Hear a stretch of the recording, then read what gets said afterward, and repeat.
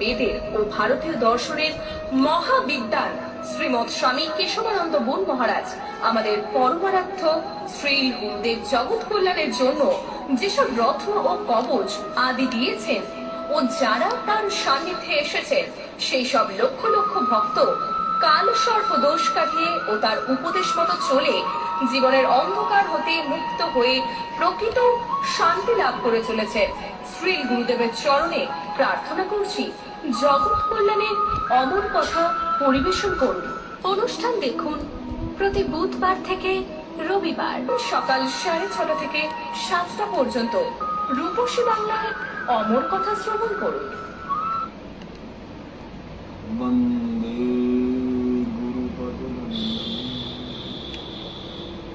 ভক্তবৃন্দ সমন্বিতম শ্রী চৈতন্য প্রভুং বন্দে নিত্যানন্দ সহোদিতম শ্রীনন্দনন্দনং বন্দে রাধিকা চরণদ্বয়ম গোপীজন সমাযুক্তম বৃন্দাবনম মনোহরম আজনুলম্বিত ভুজৌ কনকাবদাতৌ সংকীর্তনৈকপিতরৌ কমলায়তাক্ষৌ বিশ্বম্ভরৌ দ্বিজবরৌ युवधर्मपालौ वन्दे जगद्प्रियकरौ करुणावतारौ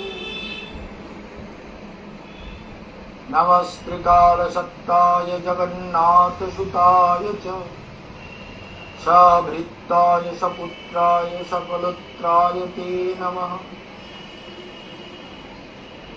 दुर्गमे पथिमे अन्धस्य स्खलत्पादगतेर्मुहुः सकृपायष्ठिदानेन सन्तसन्तावलम्बनम्।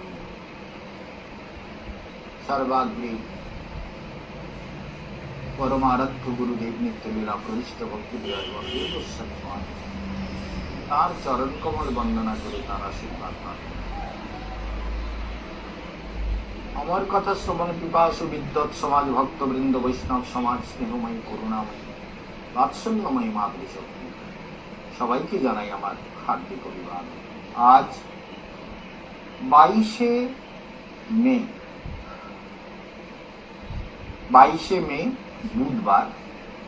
22শে মে বুধবারের অনুষ্ঠান শুনছেন, কারণ সোম মঙ্গল দুদিন প্রোগ্রাম হয়নি, কিন্তু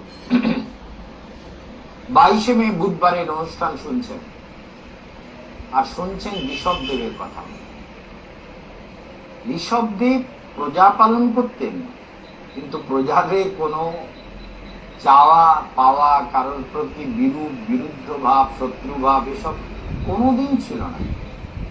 তিনি রাজধর্ম, তিনি রাজা, তিনি রাজধর্ম পালন করছেন, প্রজাগণকে পরিপালন করছেন, সেটা তার কর্তব্য। কিন্তু প্রজাকুল এত সুখে ছিল, যেমন আজকাল ঋষভদেবের কথা তো বেশি হয় না, রামের কথা হয়, যে রামের রাজত্বকালে প্রজাকুল অত্যন্ত সুখে ছিল।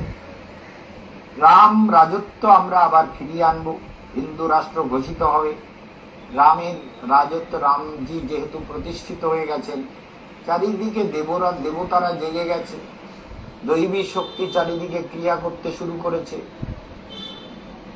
একটা ভবিষ্যৎবাণী করেছিল যে ভারতবর্ষে একদিন একজন যুবকের জন্ম হবে, সে ভারতবর্ষকে নূতন করে পথ দেখাবে। এরকম একটা কথা বহুকাল আগের থেকে শোনা যাচ্ছিল। সেইটা অনেক সময় আমি আমার উপরে আরোপ করতাম, আমি সেই লোক না, কিন্তু আসলে আমি সেই লোক। সেটা কিন্তু আমি নির্বিবাদে বলছি, সেটা হচ্ছে আমাদের শৈলেন্দ্র শাস্ত্রী। শৈলেন্দ্র শাস্ত্রী মানে বাগেশ্বর বাবা, বাগেশ্বর ধাম।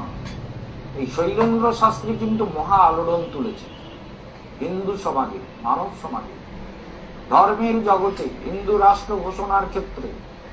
ভারতের তার মধ্যে এমন হনুমানজি এমন অলৌকিক শক্তি ছোটবেলার থেকে দিয়েছেন, তার 3 পুরুষ হনুমান সিদ্ধি লাভ করেছিলেন, এবং যিনি ওই আমাদের গিরিধর মিশ্র যেন সন্ন্যাসী নামটা কি, এই গিরিধর মিশ্র যিনি ওখানে বাগেশ্বর ধামের, যিনি ওই গুরুজি যাকে বলা হয়, ওনার নামটা হচ্ছে স্বামী কি যেন, সন্ন্যাস নাম মনে থাকে না, কারণ ওনার নামটা আমার, উনি জন্মের পর থেকেই অন্ধ ছিলেন, তো ওনাকে আমি ওনার সঙ্গে অনেকবার লেকচার দিয়েছি। মানে দিল্লিতে আমাদের এক গুরু ভাই ছিলেন কিশোরী লাল শর্মা, তাদের চৌড়ি বাজারে আর চাঁদনি চকে বিরাট বিরাট বিরাট, এদের গাজিয়াবাদে 3টে ফ্যাক্টরি আছে, 3টে গাজিয়াবাদে, বিভিন্ন রকমের মানে মেশিনারি পার্টস, তারপরে ওই এইসব যে চেন তৈরি হয়, শিকল যেসব, এই যে ব্রিজগুলো যেসব চেন দিয়ে টানা হয়, এইসব সবকিছু তৈরি হয় ওদের ফ্যাক্টরিতে। গাজিয়াবাদে 3টে ফ্যাক্টরি, বিরাট বিরাট, এবং সারা ভারতবর্ষে ওদের এজেন্ট ঘুরে বেড়ায়, কালেকশন করে। এখন ওদের সঙ্গে আমার বেশ কিছুদিন, আমি গুরুদেবের আশ্রম ছাড়ার পরে এদের সঙ্গে সম্পর্ক তেমন নেই। ওরা দেখা হয়েছে গুরুদেবের আশ্রমেও, এরাও আমাকে নিয়ে গেল, ওরা একবার ধানুকা আশ্রম ছিল, ওরা কিন্তু বৃন্দাবনে, ওদের দ্বারা আমি অনেক ঘর করিয়ে নিয়েছিলাম গুরুদেবের গেস্ট হাউসে, ভক্তি সদন বলে যে গেস্ট হাউস, সেটা ওরা আমার প্রভাবে প্রভাবিত হয়ে অনেক লোককে দিয়ে অনেক ঘর, 3তলা বাড়ি একটা আমি করিয়েছিলাম, ওরা বিরাট ভাবে হেল্প করেছিল। কিন্তু যাই হোক, ওই কিশোরী লাল শর্মা আর ঈশ্বরী লাল শর্মা আর এদের একজন ভাইরা ভাই, কিশোরী লালের এক ভাইরা ভাই ছিলেন, তার নাম রামদয়াল শর্মা। তার কোনো সন্তান ছিল না, তাই তার সমস্ত সম্পত্তি এই কিশোরী লাল শর্মার 2 ছেলে, একজনের নাম হচ্ছে আপনার ধীরেন্দ্রলাল শর্মা আর রুদ্র শর্মা, কিন্তু ওই যার নাম জিতেন্দ্র শর্মা, তো জিতেন্দ্র কিন্তু অল্প, তার মাথাটা ঠান্ডা হয়ে যায়, সারা বিশ্বে বিভিন্ন ডাক্তারকে দেখানো হয়েছে, কোনো ট্রিটমেন্ট পাওয়া যায়নি, হঠাৎ করে মাথা ঠান্ডা হয়ে যায়। কেন ঠান্ডা হতো? বিশ্বের সেই ট্রিটমেন্ট সারা বিশ্বের সমস্ত জায়গায়, সারা দুনিয়ায় করেও, কলকাতা একজন বড় ডাক্তার ছিলেন জানেন তো, ডক্টর ছত্রী, সারা বিশ্বে ঘুরে বেড়াতেন। গুরুদেব কিশোরী লালকে বললেন, আমার ইচ্ছা তোমার ছেলেটাকে তুমি ডক্টর ছত্রীকে দেখাও। তখন তিনি পিজিতেও আসতেন এবং সারা বিশ্বের বিভিন্ন জায়গায় যেতেন। ডক্টর ছত্রীকেও দেখানোর জন্য প্লেনে করে এনে এখানে দেখানো হয়েছে, সব কাজ করতে করতে হঠাৎ তার মাথাটা ঠান্ডা হয়ে গেছে, আর একদম ইনভ্যালিড, মৃতের মতো পড়ে আছে, মরছে না কিন্তু মাথার কাজ করছে না, তুলতে পারছে না, শুয়ে আছে। এইরকম সেই ছেলেটা, বড় ছেলেটার সঙ্গে গুরুদেব বলেছিলেন, এই জিতেন্দ্র আর কেশবানন্দ, এই দুজন আমার আশ্রমকে রক্ষা করবে। এটা কিন্তু গুরুদেবের কথা, তার মুখের মুখনিসৃত বাণী, যে এই সম্পদ। আর ওই যার কথা বলছিলাম রামদয়াল শর্মা, তার 2টো ফ্যাক্টরি ছিল, ওই 2টো ফ্যাক্টরি সব ওই কিশোরী লাল শর্মার ছেলেদের নামে, ওদের নামেই দিয়ে গেছেন সব সম্পত্তি, প্রচুর সম্পত্তি। ঈশ্বরী লাল শর্মা হচ্ছে কিশোরী লাল শর্মার ছোট ভাই, তো কিশোরী লাল শর্মা মারা গেছেন, ঈশ্বরী লাল শর্মা এখনো বেঁচে আছে, তার ছেলেরা বড় হয়েছে, তারা সবাই আমাকে ভালোবাসে, কিন্তু আমি যাই না, যেহেতু আমি নিজের মতো করে প্রতিষ্ঠান তৈরি করেছি, তাদেরকে নিমন্ত্রণ করেছি, তারা আসবে বলে, এখনো আসেনি আমার ওখানে, কিন্তু তারা দিল্লিতে থাকে।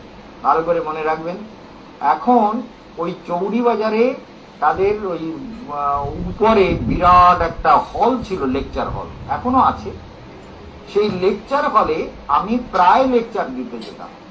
তখন কিন্তু 2বার আমি ওই ধীরেন্দ্র কৃষ্ণ শাস্ত্রীর যে গুরুদেব স্বামীজি, কি যেন নাম, ওই অন্ধ যিনি আর কি, ওনার নাম হচ্ছে গিরিধর মিশ্র আসল নাম, তখন উনি গিরিধর মিশ্র নামেই পরিচিত ছিলেন। তখন গেরুয়া বস্ত্র পরতেন না, সন্ন্যাস নেননি, তখন আমার সঙ্গে উনি লেকচার দিয়েছেন। আর সেটা বলতে পারেন আজ থেকে 40-42 বছর আগের কথা। 2-3বার ওইখানে আমার লেকচার হয়েছে ওনার সঙ্গে।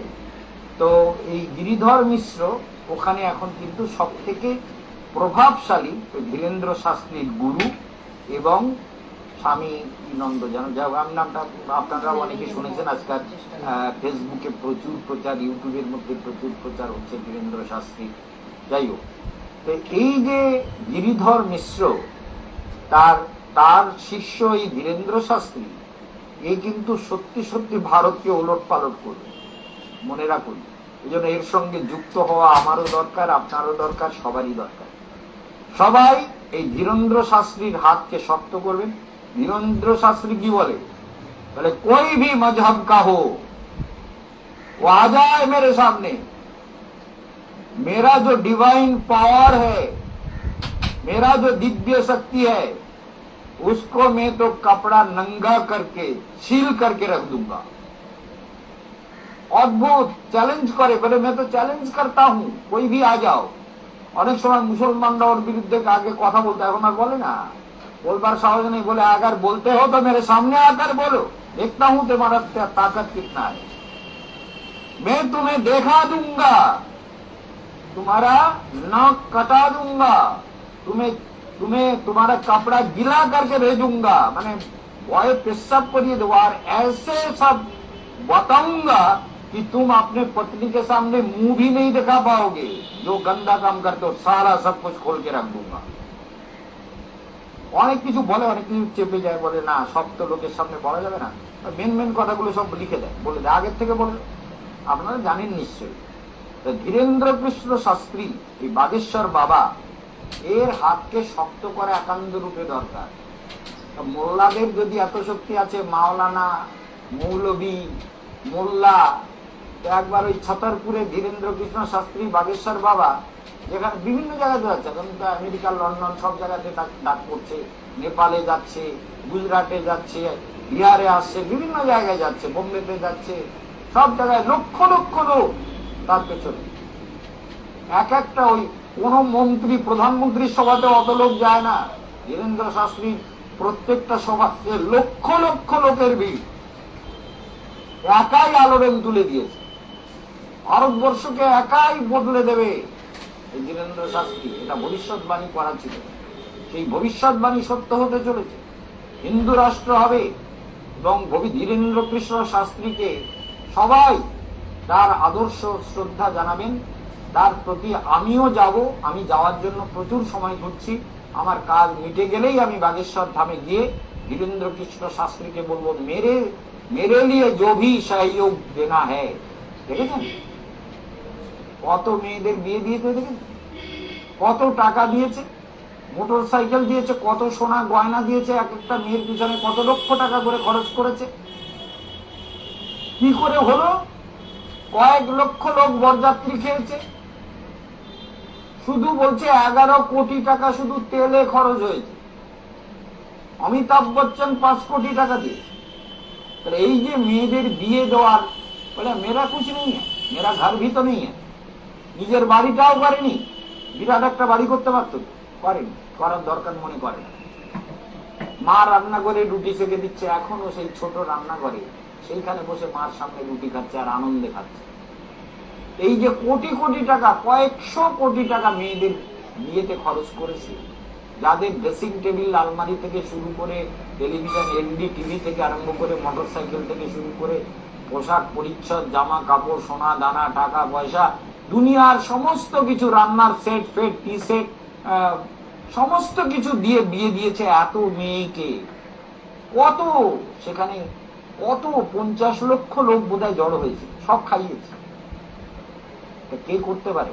আরে এ তো প্রধানমন্ত্রীর সাধ্যে কুলবে না, আর করবেই বা কেন? কিন্তু ধীরেন্দ্র কৃষ্ণ শাস্ত্রী একজন ভিখারি, বলে मैं तो ভিখারি हूं। আর আমিও তো বলি আমিও তো ভিখারি। ছোটবেলায় ধীরেন্দ্র শাস্ত্রী বলছে আমি ভিক্ষে করেছি, ভিক্ষের কথা বলতে বলতে কেটে ফেলেছে। আমি তখন ভাবলাম যে ধীরেন্দ্র শাস্ত্রী একটুখানি মনে হয় ও তো হনুমানের অবতার। আমি বলি একটু হনুমানজি কি জ্যোতিষী পড়েনি নাকি? কাঁদলো কেন?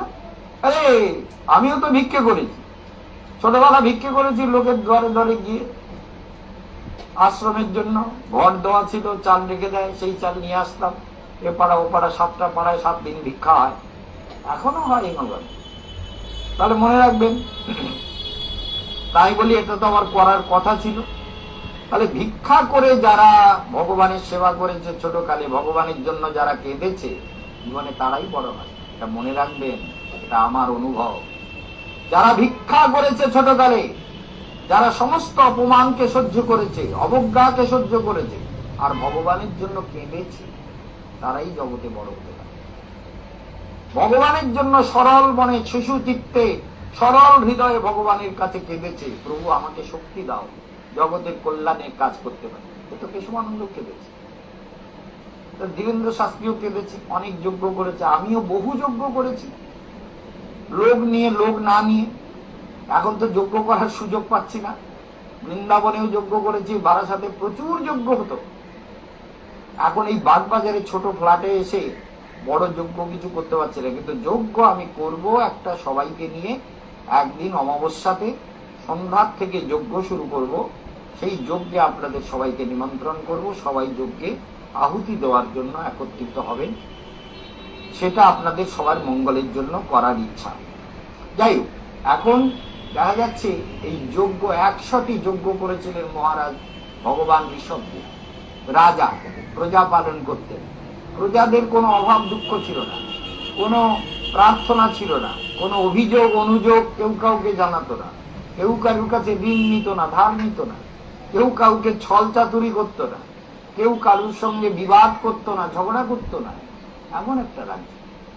কিন্তু কলিযুক্ত কলহের যুগ। এই যুগে এসে আমরা সব পড়েছি, এমন ফাপড়ে পড়েছি না, জটিলতার ফাঁদে বলে আল্লাহ পড়ে কাঁদে, মহা বিপদে পড়েছে। একেবারে ভালো কথা কিছুতে মাথায় ঢুকানো যাচ্ছে না। এই জন্য মনে রাখবেন যে পৃথিবীতে পাষণ্ড মত চিরকাল চলে না। যেন ঋষভদেব জগৎকে এই সত্য, মানে এই সমস্ত জায়গার সেই সকল যজ্ঞ, যে সকল যজ্ঞ তিনি করেছেন, যজ্ঞেশ্বর বিষ্ণুকে আরাধনা করিয়াছিলেন, তার সেই সকল যজ্ঞ গৃহী, জবাদি, দ্রব্য, পুণ্যস্থান, বসন্তাদি শ্রেষ্ঠ কাল, যৌবন, শ্রদ্ধা, ঋত্বিক, যজ্ঞেশ্বর বিষ্ণুর উচ্ছিষ্ট ভোগী নানা দেবতার উদ্দেশ্যাদি দ্বারা অতিশয় সমৃদ্ধ হইয়াছিল। 100টি যজ্ঞ করেছিলেন তিনি। যেমন কেহ কাহারও নিকট হইতে আকাশ কুসুমাদিবৎ অস্তিত্ব শূন্য কোন বস্তুর প্রার্থনা করেন না। চান এর উদাহরণ দিতে গেলে একদিন আমি বলেছিলাম, জানি না আপনাদের মনে পড়ে কিনা। মানে একটা দ্বীপের মধ্যে একটা ছোট রাজ্য, সেখানে সবাই বেশ সুখী, সবাই বেশ আনন্দে থাকে। আর একটা খুব চালাক লোক, খুব চালাক, পুরনো দিনের কথা, সে বলে এই দ্বীপে নাকি খুব ভালো, সবাই বেশ সাধক ভক্ত, সাধনা করে, পবিত্র, সরল, সুন্দর। তো দেখি তো, সে একটা ডিঙি করে ওইখানে গিয়ে উঠেছে। দেখে একদল লোক ওই কাঁধে একটা মড়া নিয়ে, তারা কিচ্ছু বলছে না, ভগবানের নাম বলতে বলতে রাম নাম সত্য হ্যায়, রাম নাম সত্য হ্যায়, রাম নাম সত্য হ্যায়, এই বলতে বলতে গিয়ে চিতায় গিয়ে তুলে দিল। কেউ কাঁদছেও না, কেউ কিছু বলছেও না, সবাই গিয়ে যে যার কর্তব্য করে মরা টড়া পুড়িয়ে ভালো করে গুছিয়ে দেখলো, বলে কি ব্যাপার, একটা লোক মরে গেছে, তার সঙ্গে এতগুলো লোক যাচ্ছে, কিন্তু কারো কোনো কান্না বা আকুলতা ব্যাকুলতা, তার জন্য কোনো উৎকণ্ঠা কিচ্ছু নেই, সব ওই রকম চলে যাচ্ছে। অদ্ভুত ব্যাপার তো।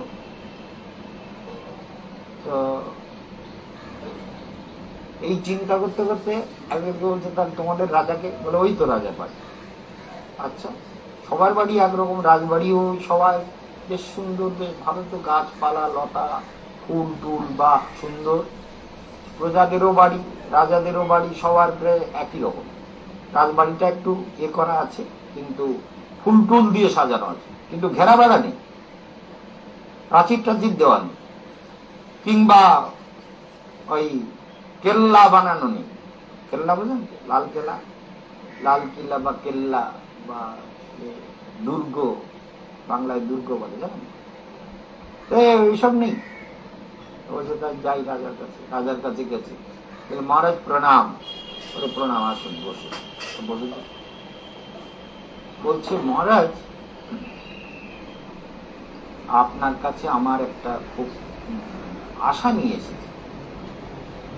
বলে, হ্যাঁ বলুন, কি আশা, আপনি যদি পারো, আশা নিয়ে যখন এসেছেন নিশ্চয়ই পূরণ করার চেষ্টা করব।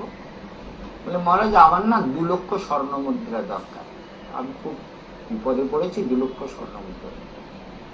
বলে, হ্যাঁ 2 লক্ষ স্বর্ণ মুদ্রা আমার কাছে আছে, আমার কাছে যা আছে তাতে 2 লক্ষ স্বর্ণ মুদ্রা আপনাকে দেওয়ার মতন আমি দিতে পারি। তাহলে কিসে নেবেন, কিভাবে নিয়ে যাবেন? একটা ডিঙি আছে আমার, ওতে সব নিয়ে যেতে পারবো? সেটা আপনি বুঝুন, আমি দিয়ে দেবো। এইবার বলে এই এক কথায় 2 লক্ষ স্বর্ণমুদ্রা এই লোকটা কি দিয়ে বাবা? কোনো কাণ্ডজ্ঞানী, কোনো লেখাপড়া করবে না, কোনো এগ্রিমেন্ট হবে না, কোনো সই স্বাক্ষর হবে না। বলে মহারাজ কোনো সই স্বাক্ষর, লেখাপড়া, দলিল কিছু করবেন না? বলে কিসের জন্য? বলে এই যে এত টাকা দেবেন আমাকে, তাতে কি আপনার দরকার আপনি নেবেন, আবার আপনার দরকার মিটে গেলে ফেরত দেবেন, তাই কি? বলে আমি যদি না ফেরত দেই? না ফেরত দেই মানে এরকমও হয় নাকি? রাজা বলছে এরকমও হয় যে আপনি নিলেন আর দিলেন না। চিন্তা করুন, সেই রাজ্যটা এমন, সেখানে এরকম তো কেউ করে না। এই ঋষভদেবের রাজ্যের মধ্যে নিলেন আর দেবেন না, এরকম তো হয় না। তো বলছে মহারাজ এ তো হয় তো। বলে হয়? আমি জানি না। তা আপনি? বলে হ্যাঁ, সই স্বাক্ষর, ডকুমেন্ট ইত্যাদি সব রাখতে হয় দিতে গেলে।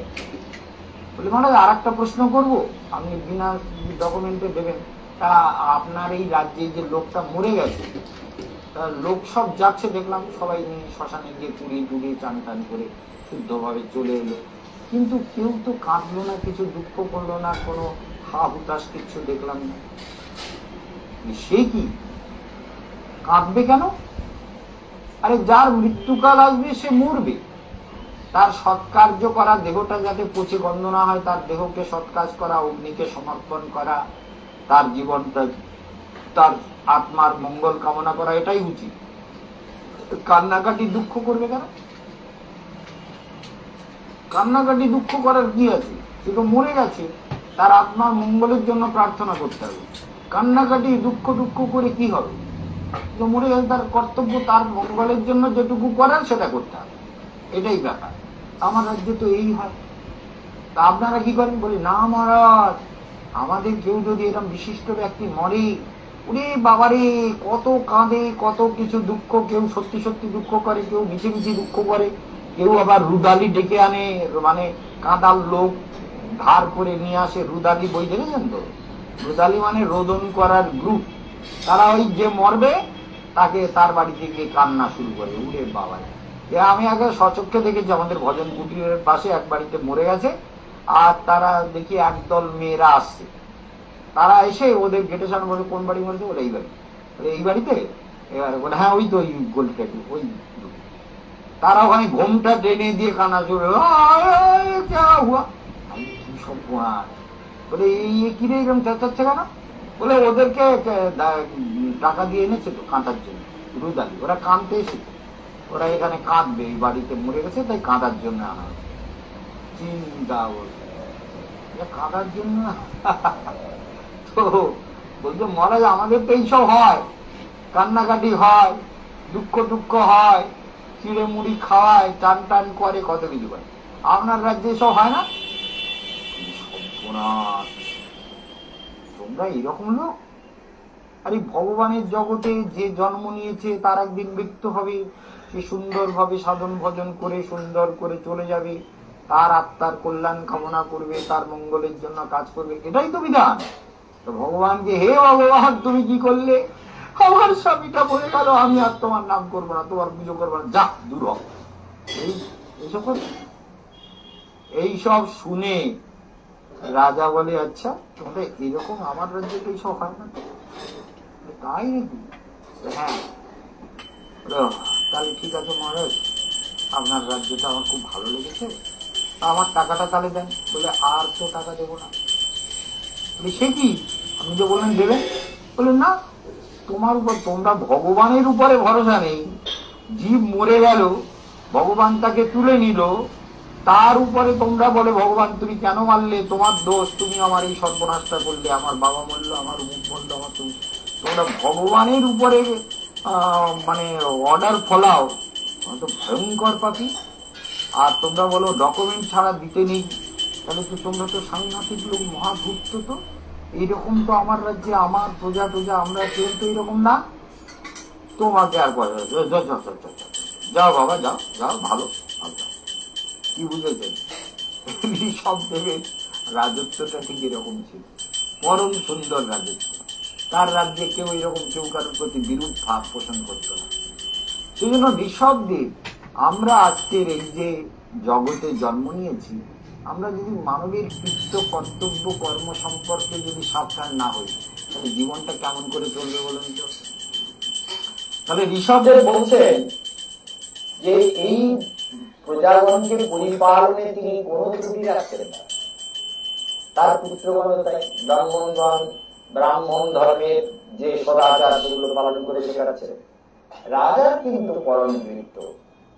তাহলে আপনারা শুনে নিয়েছেন তো যে পরিক্রমার বুকিং আজকে যেহেতু প্রোগ্রাম শেষ হলো, 22 তারিখের প্রোগ্রাম শেষ হচ্ছে, বা 23 তারিখ থেকে 23 তারিখে মানে আগামীকাল বুদ্ধদেবের আবির্ভাব, ভগবান বুদ্ধ। এখানকে একটু বুদ্ধদেব সম্পর্কে বলা যায়।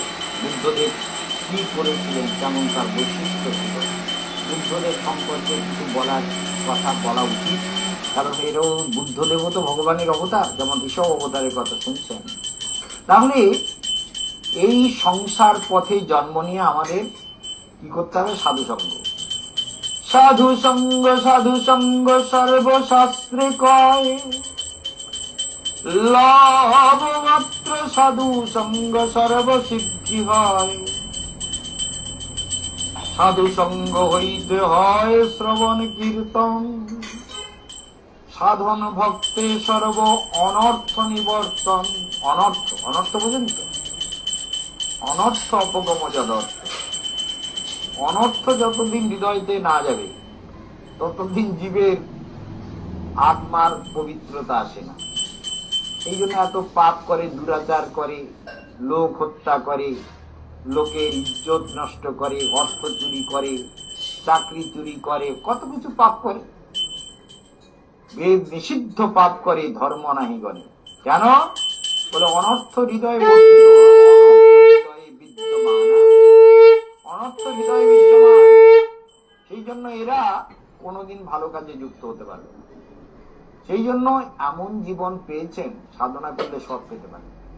তাহলে সাধু সঙ্গে যদি পরিক্রমায় যেতে পারেন, তাহলে মহারাজের হরিকথা শোনার সৌভাগ্য, মহারাজের মুখে সেই স্থান মাহাত্ম্য শোনার সৌভাগ্য, সঙ্গে সঙ্গে তীর্থযাত্রার পুণ্যফল। আর যত অন্য লোকের সঙ্গে যাবেন সেগুলো তো তীর্থযাত্রা হয় না, সেগুলো মস্তি যাত্রা হয়।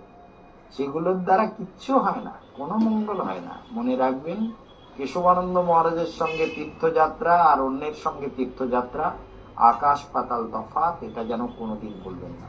সবার কল্যাণ হোক, আপনাদের জীবন পথে সুন্দরতা আসুক। আর বুকিং করে নেবেন, 31শে মের মধ্যে টাকা জমা দিয়ে দেবেন। বুকিং অবশ্য করে নিন। যারা ব্রজধামে শুধু যাবেন কিংবা শুধু গঙ্গোত্রী আদি যাবেন, তাদের ওদিকে লাগছে 10,500 টাকা, আর শুধু বৃন্দাবনে 7,500 টাকা, আর টোটাল প্রোগ্রাম 17,500 টাকা। এই প্রোগ্রামগুলোকে আপনারা বুকিং করে নেবেন, এবং অন্য যা কিছু স্পেশাল খরচ হবে সেগুলো আপনাদের ব্যাপার, সেগুলো নিয়ে আপনারা সবাই চেষ্টা করবেন। আর বাগবাজারে যারা আসছেন, একদম বাগবাজার মোড়ে, এই কথাটা ভুলবেন না, 240 নম্বর বাসগুলো ওখানে দাঁড়িয়ে থাকে। আর একদিকে সঞ্জীবনী নার্সিংহোম অপোজিট সাইডে, Mother Dairy, Sanjivani nursing home, Hanuman Mandir, তার এই রাস্তার অপর পারে, পূর্ব পারে হলো আমাদের আশ্রম। একটা মোড়ের একটা বাড়ির পরের বাড়ি, এটা মাথায় রাখেন না। এসে খুঁজে পান না বলেন, এটা তো এমন একটা জায়গা, এখানে খোঁজার কোনো ব্যাপার নেই তো। অমর কথার পতাকা গুলো লাগানো আছে গাছের গায়ে, বিভিন্ন জায়গায় পতাকা লাগানো রয়েছে অমর কথা, এবং গেটে ব্যানার লাগানো হয়েছে, আমার ফটো রয়েছে অমর কথা বলে। এবং সেই অমর কথার ধরে 3 তলায় উঠে যাবেন, ওখানে মহারাজকে পাবেন। ভাগ্য বিচার করতে কোনো চিন্তা নেই। ফোন না করেও সকালবেলা যে কোনো দিন চলে আসতে পারেন, মনে রাখবেন। ফোন না করেও আসতে পারেন, বিকেল বেলা আসতে গেলে একটু জেনে নেবেন, বিকেলেও আমাকে পাবেন, সবাই পাবেন। সেইভাবে সবার জীবন মঙ্গলময় হোক। এখানে বিশ্রাম। ওম শান্তি।